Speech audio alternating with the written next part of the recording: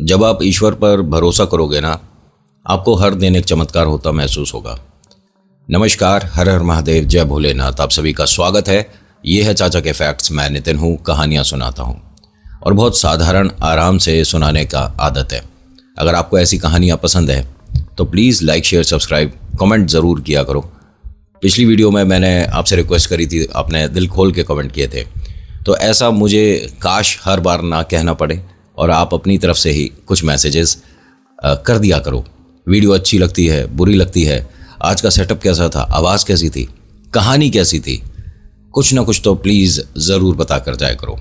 देखिए, आप पहली बार आए हैं तो मैं यहाँ से फैक्ट्स, ईश्वर से जुड़े चमत्कार, रोचक पौराणिक कथाएँ और कभी तीसरी शक्ति के प्रकोप के बारे में बात करता हूँ। ये वो कहानियाँ हैं जो लोगों के साथ रियल लाइफ में उन्होंने एक्सपीरियंस करी है, वो बताते हैं और उसे कहानी में पिरोकर मैं आप लोगों के लिए प्रस्तुत करता हूँ। और अभी फ़िलहाल चैनल का इंट्रो, उसके बाद आकर सुनाते हैं कहानी। कहीं भी नहीं जाना, पूरी कहानी सुनना। जय बोले।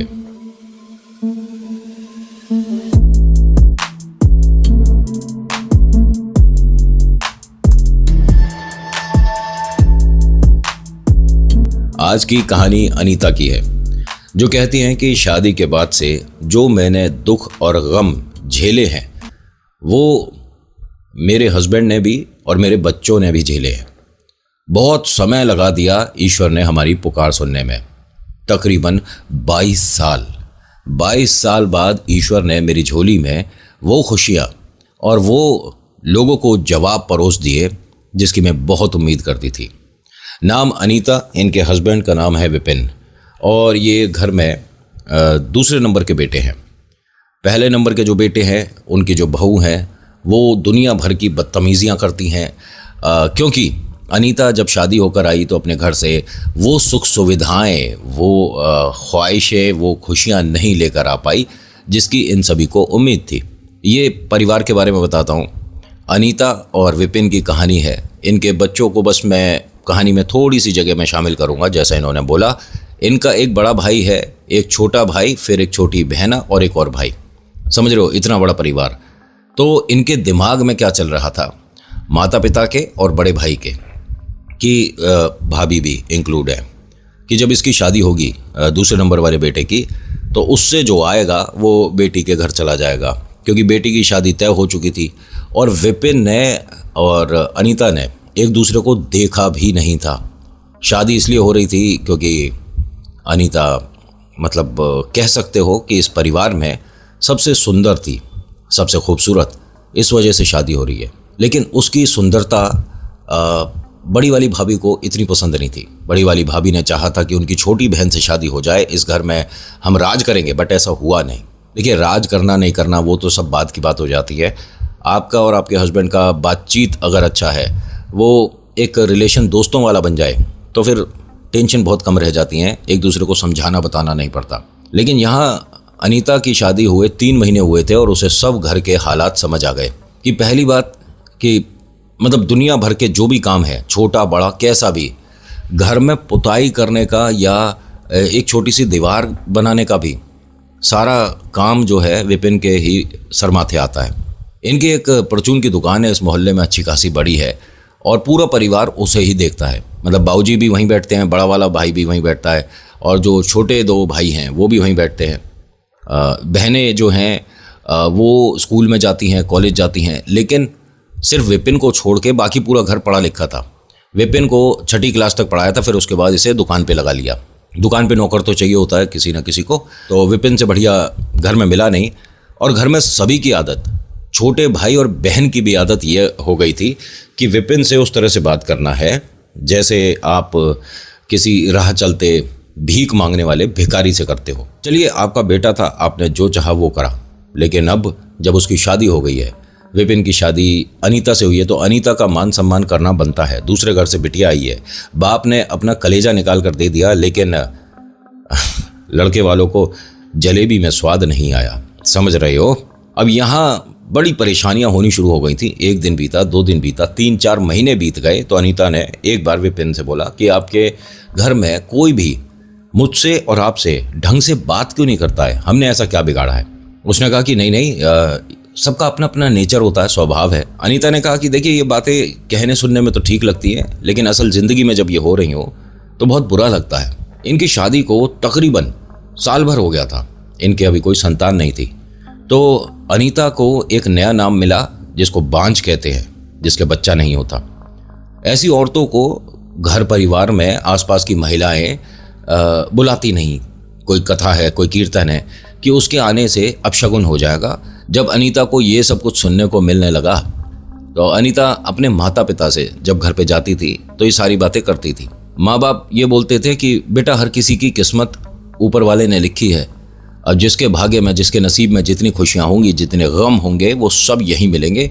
ऊपर कोई स्वर्ग नर्क का इंतजार नहीं किया जाता, कर्म तो यहीं भोगने पड़ते हैं। और बेटा ये जो हम सोचते हैं ना कि हमने तो किसी के साथ कुछ बुरा नहीं किया, ये तो नेक्स्ट जब जनरेशन आएगा आपका, जब आप दोबारा पैदा होगे तब डिसाइड होगा इस वाले का। ये तो आप पिछले कर्म हैं जो भोग रहे हो। तो अनीता कहती है यानी पिछले जन्म में मैं कोई बहुत ही ज़्यादा गलत इंसान रही होंगी, या मैं कोई गलत जानवर रही होंगी जिसने बहुत ज़्यादा कुकर्म करे हैं, तो मेरे साथ अब ये हो रहा है। माँ ने कहा कि बेटा एक काम करना, मैं एक वैद्य का नंबर दे रही हूँ, और ये काफ़ी पुरानी बात है, ठीक है, एक बार इस वैद्य से आप दोनों जाकर मिलो।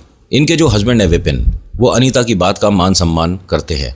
वो अगर कुछ कहती है तो सुनते हैं। ये जब वापस अपने घर पर आती है और बताती है कि एक वैद्य जी हैं, यहाँ से 12-15 किलोमीटर दूर है, और ऐसे माँ ने मतलब उनके पास जाने को बोला है। ये अगले दिन दोनों जने गए, मिले। वो जो वैद्य हैं उन्होंने इन दोनों को देखा और कहा कि आप माता पिता 100% बनोगे। दोनों को मतलब काबिलियत है, तो बस समय जा रहा है, आप परेशान ना हो, और किसी भी तरह की दवा दारू करने की ज़रूरत है नहीं। अब ये दोनों तो खुश हो गए कि ज़िंदगी में वो खुशियाँ भी आएंगी और सिर पे लगा ये जो बांझ का दाग है ये भी हट जाएगा।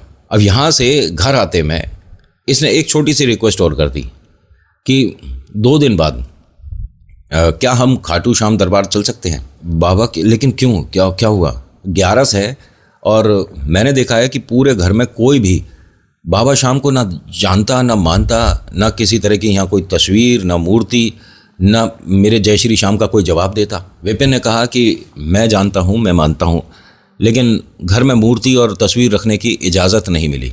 तुमसे शादी से पहले भी मैं बाबा श्याम को बहुत मानता था, और तुम्हें पता है 3 बार जा चुका हूँ मैं खाटू श्याम दरबार। इसने थोड़ा अपना कॉलर ऊंचा किया कि तुम क्या सोचती हो, तुम ही जानती हो बाबा श्याम को। इसने कहा फिर क्या हम परसों चल सकते हैं 11 से? हाँ बिल्कुल चलेंगे, और मैं अपने एक दोस्त से और पूछ लेता हूँ, तो गाड़ी कर लेंगे। गाड़ी में जो किराया लगेगा वो मैं घर से पैसे ले लेता हूँ। ये बड़ी खुश हुई कि भाई हस्बैंड ने बात को मान सम्मान दिया, और ऐसा नहीं कि पहली बार। लेकिन ये स्पेशल दिन है 11, तो बाबा से अर्जी लगाने का एक बहुत बड़ा ख़ास और बाबा का पसंदीदा दिन है। ये घर पर आता है और बता देता है कि ऐसे ऐसे है। पिताजी ने और बड़े भाई ने मना कर दिया कि कहीं भी जाने की ज़रूरत नहीं है, फालतू के हम तेरे को 600-700 रुपये किस बात के दे दें। तो अनीता ने जब ये सुना तो वो आकर बोलती है, विपिन जी आपकी दुकान पर नौकरी करते हैं, उस हिसाब से तो कुछ पैसे बनते होंगे तनख्वाह के, आप ये समझ कर दे दीजिए। तो बड़े भाई ने ये कहा कि फिर ठीक है, अगर तनख्वाह वाली बात है तो इसको हम 500 रुपये दे देंगे, पिछले महीने की तनख्वाह, और हमारे घर का जो किराया है कमरे का ये 3000 है। अब 2500 रुपये तुम दोगे, कैसे करोगे बताओ? अब पूरा घर हंस रहा था इन पर। विपिन ने कहा कि मैं समझा नहीं भैया, मतलब भाई तू दुकान पे काम करता है ना, नौकरी करता है, तुझे तनख्वाह चाहिए तो तनख्वाह हम दे तो रहे हैं, मालिक लोग हैं, तनख्वाह देंगे, कोई बात नहीं, लेकिन जिस कमरे में तू रह रहा है इसका किराया 3000 है। अब पिताजी भी हंस रहे हैं, किससे शिकायत करें? माँ भी मुस्कुरा रही हैं। जो छोटे बहन भाई हैं, इतने भी छोटे नहीं हैं, उनकी 1-2 साल में शादी होनी है, वो भी दांत दिखा दिखा के हंस रहे हैं। चलिए यहाँ तक बदतमीजी हुई, समझ आया। लेकिन ये जो बड़ा भाई और भाभी है ना, इनके बच्चे भी इन दोनों का मजाक बना रहे थे। अनीता पढ़ी लिखी है, इसने M.Com किया हुआ था, उसके बाद ये क्या कर रही है। लेकिन चलिए, पढ़ाई वैसे ज़ाया तो नहीं जाती और जानी भी नहीं चाहिए। जब मौका मिले, जितना मिले, आपको पढ़ाई करनी चाहिए, खूब पढ़ो, और पढ़ाई में से किसी और काम के लिए समय निकालना चाहिए अगर आपको कुछ कर दिखाना है। मैं ज़्यादा बड़ी बात तो नहीं बोलता क्योंकि ये वीडियो उस विषय में नहीं है। जिस दिन सबके पेपर एक बराबर के पैसे के हो गए ना, और सबको उनके मेहनत के हिसाब से नौकरी मिलने लग गई ना, उस दिन कुछ चेंजेस आ जाएंगे। समझ रहे हो? मैं ब्राह्मण हूँ। आगे की बात समझाऊँ या समझ गए? अगर आप 400 रुपये का कोई पेपर दे रहे हो और दूसरा आदमी उसे 3000 रुपये में दे रहा है, मतलब पेपर की कॉस्ट बता रहा हूँ, किसी का 400 का है और वही पेपर किसी और के लिए 3-4 हज़ार का है, और जिसने 400 वाला पेपर भरा था उसके आए 40 नंबर, और जिसने 3000 रुपये का पेपर खरीद कर एग्ज़ाम दिया उसके आए 96%। लेकिन पहले वाले को नौकरी मिल गई, दूसरे वाले को नहीं। जिस दिन ये ख़त्म होगा ना, उस दिन काम करने में भी मज़ा आएगा और पढ़ाई करते में मेहनत भी बेकार जाती नहीं दिखेगी। ढंग से किसी दिन इस विषय पे बात करूँगा, अभी ये विषय उस बात को करने का है नहीं, क्योंकि मैं ब्राह्मण हूँ, आप जानते ही हैं, नितिन शर्मा। ये सारी चीज़ें देख कर ही हम यहाँ तक आए हैं, नहीं तो काम कुछ और हो रहा होता, कुर्सी कोई और होती और हम कुछ और होते।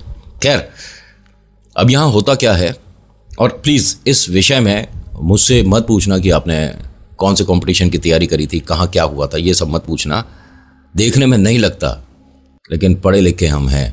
अब होता क्या है कि विपिन और अनीता को इस तरह से बेइज्जत किया जा रहा था। अनीता ने बोल दिया कि ठीक है, फिर जब से ये आपकी दुकान पे नौकरी कर रहे हैं तब से अभी तक का हिसाब लगा लो। विपिन ने कहा कि अरे क्या कर रही हो अनीता, छोड़ो। नहीं, आपने बताया ना जब आप 6ठी क्लास में थे, 5वीं क्लास में, तब आपकी पढ़ाई छूट गई थी, उस हिसाब से कितने महीने की तनख्वाह होती है। यहाँ बड़े भाई ने बहुत बड़ी बदतमीजी कर दी। उन्होंने आकर अनीता को धक्का दिया और रसोई की तरफ धकेलते हुए कहा कि जो तेरा काम है वो कर, जुबान मत चला यहाँ। विपिन एकदम आते हैं, संभालते हैं और कहते हैं कि भैया क्या कर रहे हो, ये सब मत करो आप यहाँ।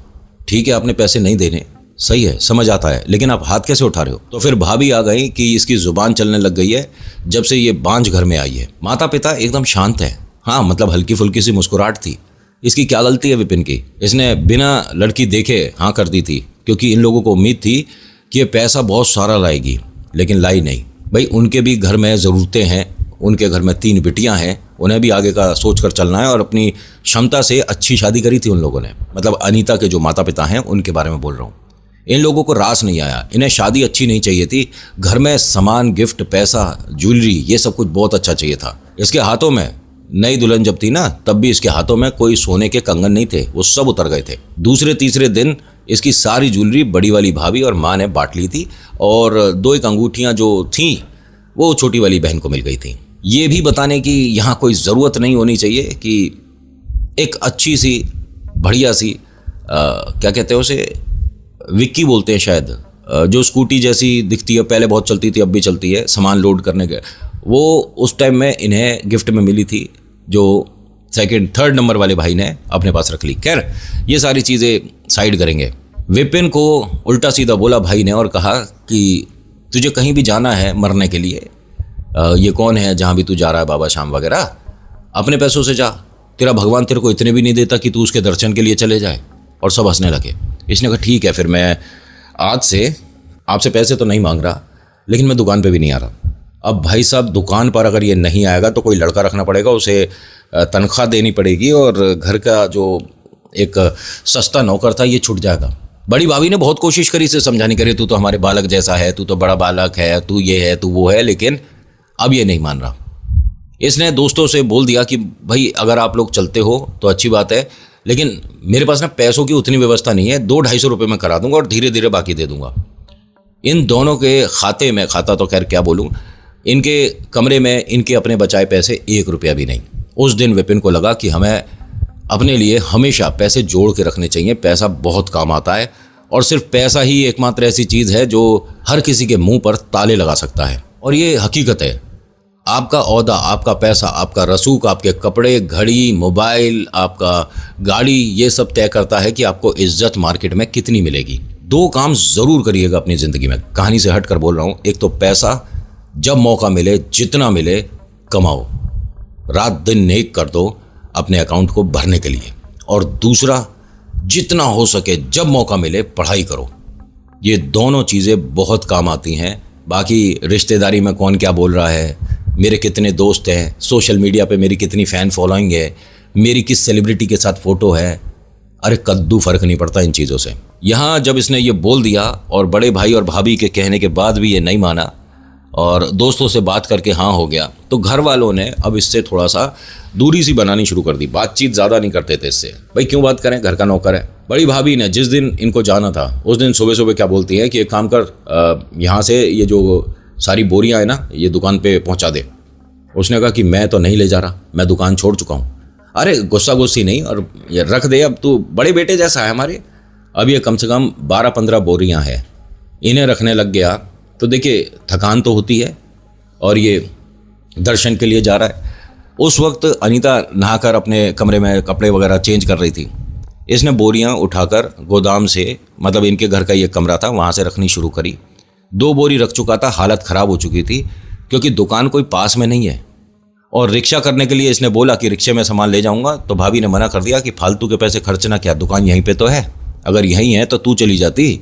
ये बस उठा रहा है बोरी, और 2 ही रख पाया था। तभी अनीता आ गई और वो कहती है कि आप ये सब क्या करने में लग गए। वो बोल रही थी। यहाँ अनीता ने बहुत बढ़िया काम किया, जिसे कहते हैं अपने लिए स्टैंड लेना। इसने कहा कि आप ये जो बोरी उठा रहे हो, इसकी वजह से आपकी रीढ़ की हड्डी मुड़ रही है, जोर पड़ रहा है। अगर आपकी रीढ़ की हड्डी सही काम कर रही है ना, तो आप तीसरी बोरी नहीं उठाओगे। ये समझ गया कि इसका अब किस तरफ इशारा है। बड़ी भाभी ने और माँ ने और छोटी बहना ने, देखिए बांझ तो इसे बोलते ही हैं, इसे डायन, चुड़ैल, घर की खुशियाँ खा गई और पता नहीं क्या क्या बोलना शुरू कर दिया। और जब ये दोनों घर से बाहर जा रहे थे तो हाथ जोड़कर जय श्री श्याम बोलते हैं और कहते हैं कि शायद कुछ ना कुछ खुशखबरी तो मैं लेकर आऊँगा, जो हमारे लिए तो होगी, आपके लिए नहीं। ऐसा कुछ बोला इसने, और इसकी ये बात सच हो गई। मैंने बोला है ना कि हमारी जीभ पर एक बार पूरे दिन में सरस्वती का आशीर्वाद आता है, वो बात सच हो जाती है, और बहुत बार हुआ है। प्लीज़ ये मत बोला करो, अगर कोई तेज़ी से सामने से निकलता है, मरेगा कहीं जाकर, मत बोला करो। उसकी मर्जी, उसकी बाइक, वो अगर रफ चला रहा है चलाने दो, लेकिन आप ऐसा मत बोलो। क्या पता ये वही समय हो जब आपके ज़बान से बोली हुई चीज़ सच हो जाए। मतलब मेरा ये मानना है, बाकी सोच आपकी अलग हो सकती है। अब ये बाबा शाम के दरबार पहुंचते हैं। 11 पे आपको पता ही है कि भीड़ कितनी होती है, और ये बहुत बहुत बहुत ज़्यादा पुरानी बात है।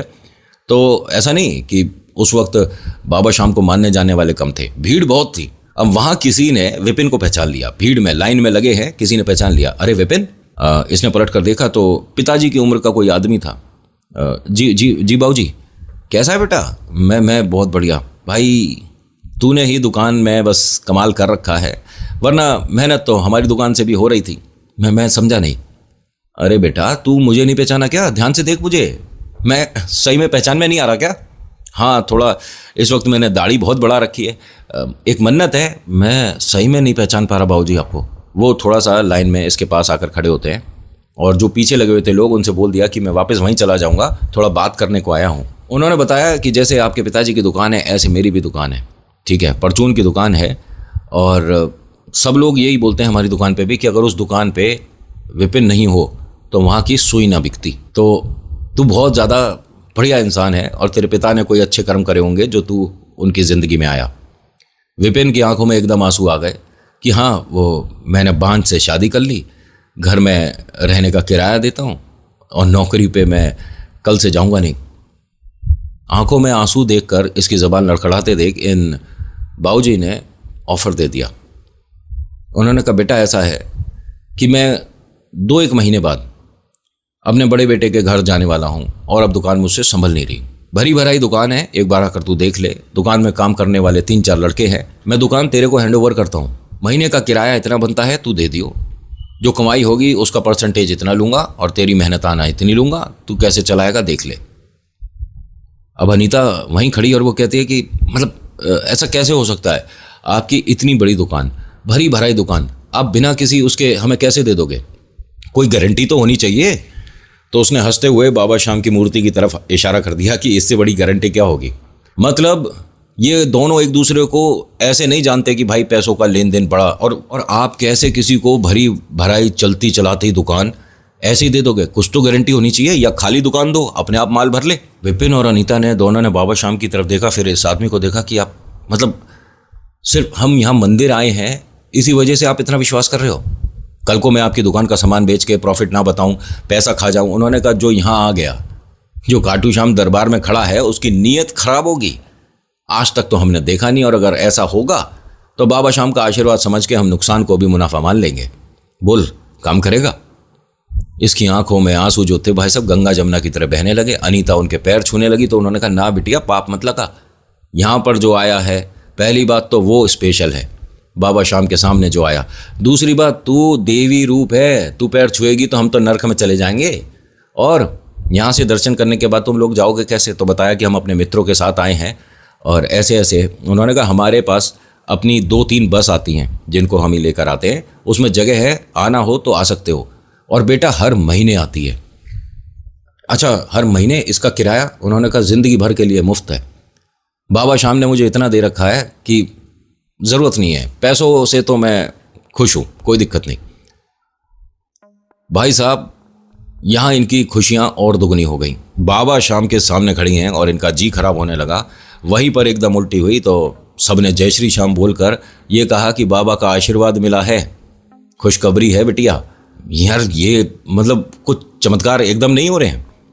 ये यहाँ से बाहर आए हैं दर्शन करने के बाद, ये थोड़ा सा कुल्ला वगैरह करती हैं, अपने आप को नॉर्मल करती हैं, तब ये भाई साहब आते हैं और कहते हैं कि अरे एक बात बताना भूल गया, दुकान के जस्ट साथ में ही जो छोटा सा एक मकान है वो तुम दोनों के लिए ही है, और देख लेना कैसे उसकी साफ़ सफाई करके रहोगे। मैं समझा नहीं, आप मकान दे रहे हो?